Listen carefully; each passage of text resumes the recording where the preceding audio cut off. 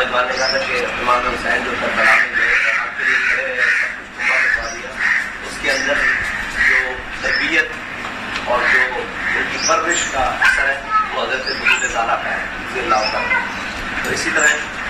کہ جو ڈاکٹر عافیہ صدیقی نے اسلام کے لیے، پاکستان کے لیے اتنی بڑی قربانی دی، اس کے اندر ان کی والدہ کی خصوصی پرورش اور ان کی وہ تربیت کا صلہ تھا کہ انہوں نے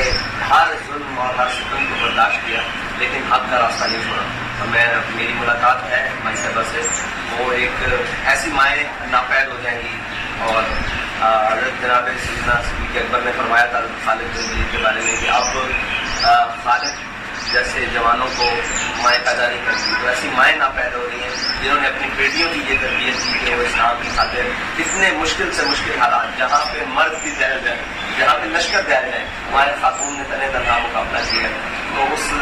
بیٹی کو سلام، لیکن اس کی ماں کو دونوں ہاتھوں سے سلام، جس نے ایسی بیٹی کو پیدا کیا۔ اللہ تعالیٰ ان کو کروٹ کروٹ جنت نصیب فرمائے اور ان کے مشن پر چلنے کے لیے